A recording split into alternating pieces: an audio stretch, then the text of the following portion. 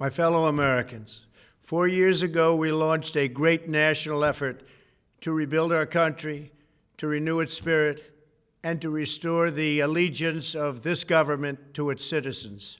In short, we embarked on a mission to make America great again for all Americans. As I conclude my term as the 45th President of the United States, I stand before you truly proud of what we have achieved together. We did what we came here to do, and so much more. This week, we inaugurate a new administration and pray for its success in keeping America safe and prosperous.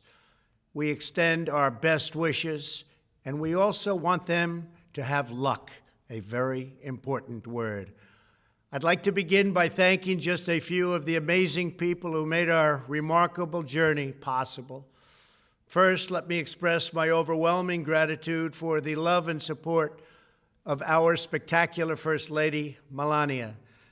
Let me also share my deepest appreciation to my daughter Ivanka, my son-in-law Jared, and to Barron, Don, Eric, Tiffany, and Lara.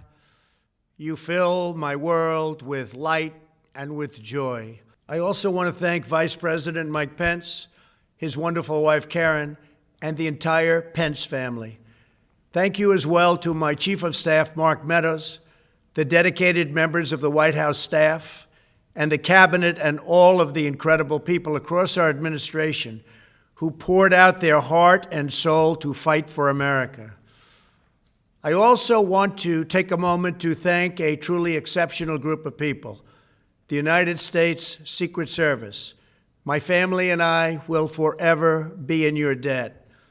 My profound gratitude as well to everyone in the White House Military Office, the teams of Marine One and Air Force One, every member of the armed forces, and state and local law enforcement all across our country. Most of all, I want to thank the American people. To serve as your president has been an honor beyond description. Thank you for this extraordinary privilege, and that's what it is, a great privilege and a great honor. We must never forget that while Americans will always have our disagreements, we are a nation of incredible, decent, faithful, and peace-loving citizens who all want our country to thrive and flourish and be very, very successful and good.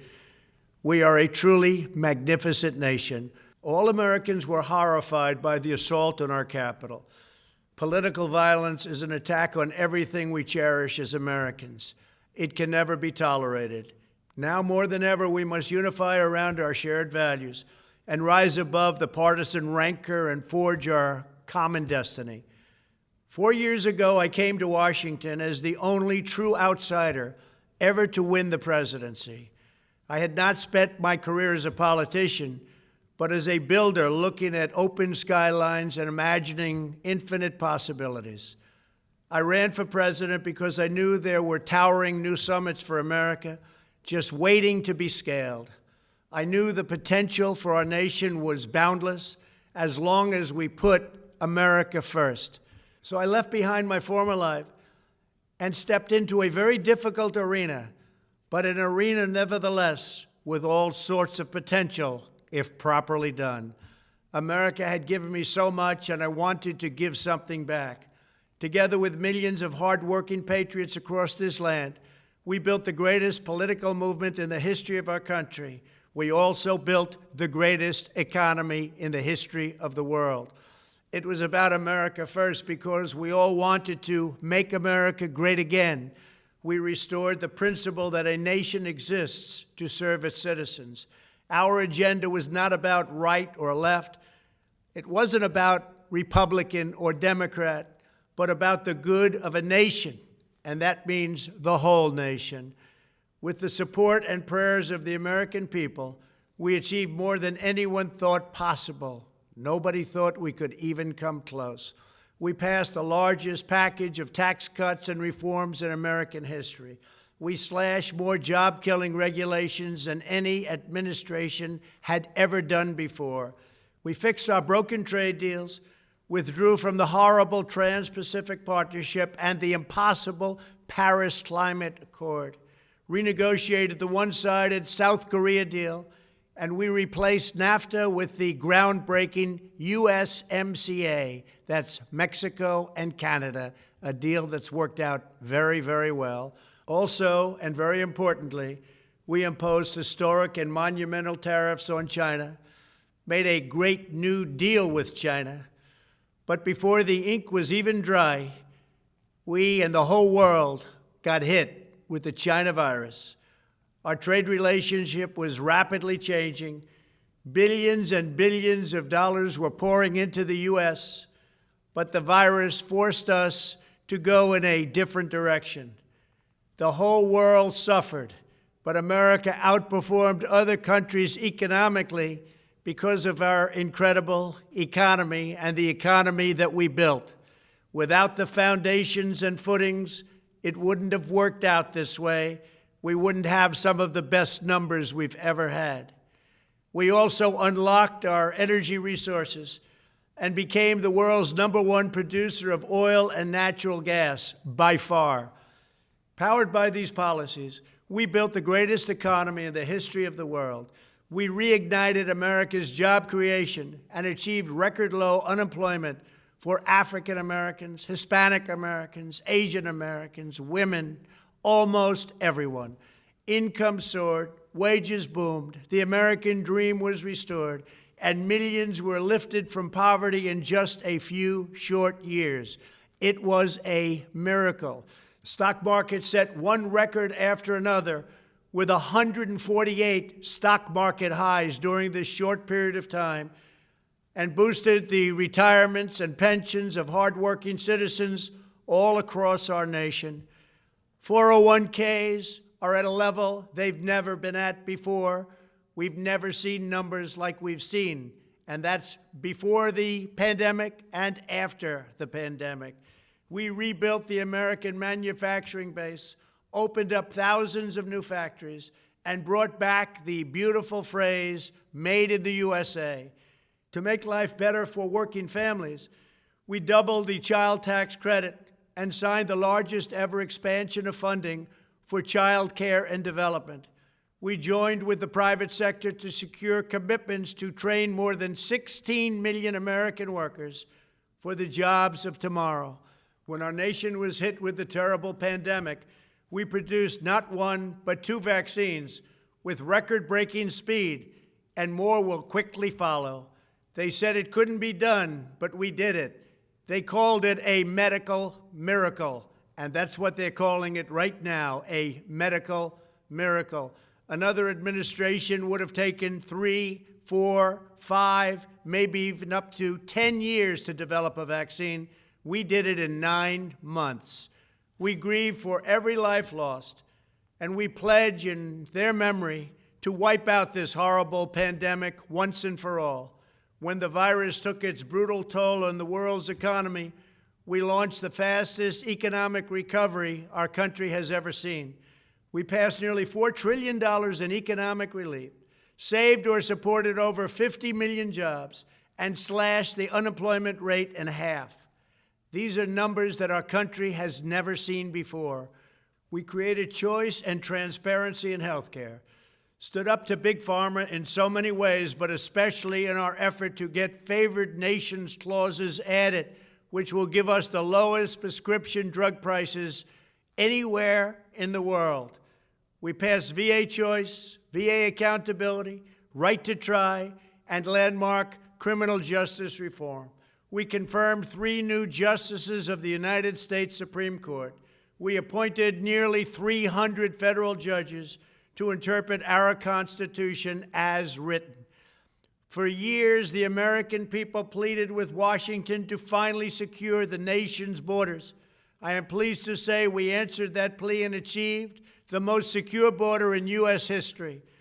We have given our brave border agents and heroic ICE officers the tools they need to do their jobs better than they have ever done before, and to enforce our laws and keep America safe. We proudly leave the next administration with the strongest and most robust border security measures ever put into place. This includes historic agreements with Mexico, Guatemala, Honduras, and El Salvador, along with more than 450 miles of powerful new wall. We restored American strength at home and American leadership abroad. The world respects us again. Please don't lose that respect. We reclaimed our sovereignty by standing up for America at the United Nations and withdrawing from the one-sided global deals that never served our interest. And NATO countries are now paying hundreds of billions of dollars more than when I arrived just a few years ago. It was very unfair. We were paying the cost for the world. Now the world is helping us. And perhaps most importantly of all, with nearly $3 trillion, we fully rebuilt the American military, all made in the USA. We launched the first new branch of the United States Armed Forces in 75 years, the Space Force. And last spring, I stood at Kennedy Space Center in Florida and watched as American astronauts returned to space on American rockets for the first time in many, many years. We revitalized our alliances and rallied the nations of the world to stand up to China like never before. We obliterated the ISIS caliphate and ended the wretched life of its founder and leader, al-Baghdadi. We stood up to the oppressive Iranian regime and killed the world's top terrorist, Iranian butcher Qasem Soleimani. We recognized Jerusalem as the capital of Israel and recognized Israeli sovereignty over the Golan Heights. As a result of our bold diplomacy and principled realism, we achieved a series of historic peace deals in the Middle East. Nobody believed it could happen. The Abraham Accords opened the doors to a future of peace and harmony, not violence and bloodshed. It is the dawn of a new Middle East, and we are bringing our soldiers home. I am especially proud to be the first president in decades who has started no new wars. Above all, we have reasserted the sacred idea that in America, the government answers to the people. Our guiding light, our North Star, our unwavering conviction has been that we are here to serve the noble, everyday citizens of America. Our allegiance is not to the special interests, corporations, or global entities. It's to our children, our citizens, and to our nation itself. As president, my top priority, my constant concern, has always been the best interests of American workers and American families. I did not seek the easiest course. By far, it was actually the most difficult. I did not seek the path that would get the least criticism. I took on the tough battles, the hardest fights, the most difficult choices, because that's what you elected me to do.